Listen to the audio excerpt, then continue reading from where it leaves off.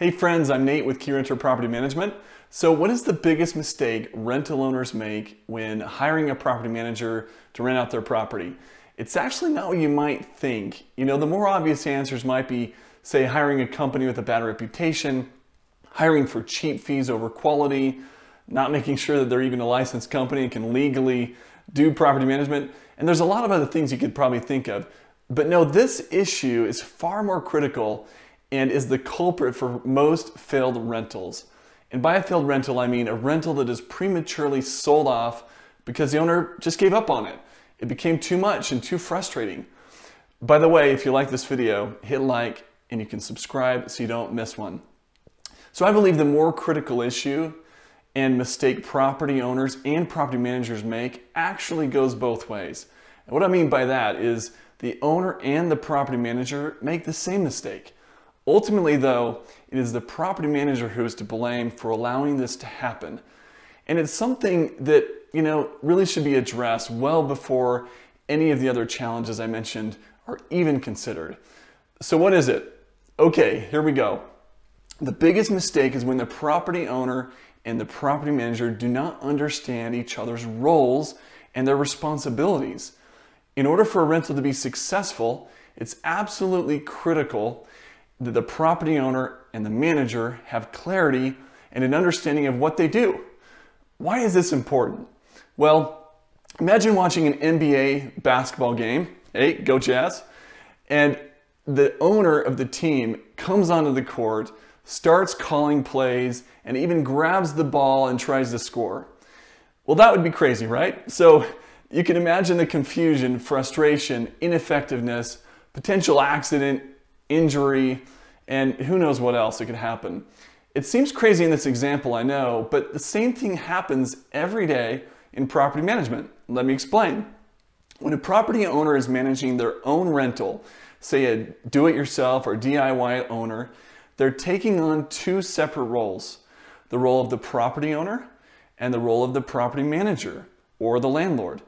They do it all. The role of the owner requires that they manage the mortgage and financing, make sure insurance is in place, and approves larger financial decisions. This is the NBA team owner role. Their role as a property manager and the landlord, or the NBA team coach and their players, requires that they advertise, find and screen quality tenants, execute and renew leases, enforce the lease agreement and make sure that the tenant's abiding by it. They do the bookkeeping, they collect rent, hire vendors, oversee maintenance, approve most repairs.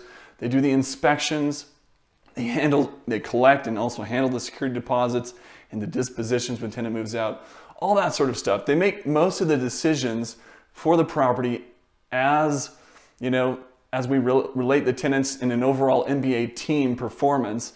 They really oversee all of that. So when the property owner decides to hire a property manager, they should also recognize that they are now removing the burden of being the landlord and placing it on someone else or on a company whose team will now have that role. At that point and at that moment, the property owner, when they sign the management agreement, they decide that they're going to go with the property manager, they're no longer on the bench or on the court. They're now able to free themselves from that burden and allow it to be done for them. And you know what? It's just like the NBA team, the team owner. They can fire the coach if they don't like how they're doing, if they don't like the way the team is being managed, or they don't like how, if they're not winning games, so to speak, they're not scoring a lot of points. Just like that, the property owner can also fire the property manager if they don't like what's happening. But I believe the problem lies in situations where the property owner tries to get on the court and score points, meaning they want to screen tenants, they want to handle maintenance, they want to inspect their unit when it's occupied, they want to meet and talk with the tenants or anything like that. Really, it creates confusion to the team, the tenants, and everyone involved about who really is the landlord and who is in charge. You see, the title landlord is where a lot of people get mixed up. But when we understand who carries that title in the relationship, we can start really just winning the rental game. I recently bought a house out in Virginia. It's being managed by a property manager out there.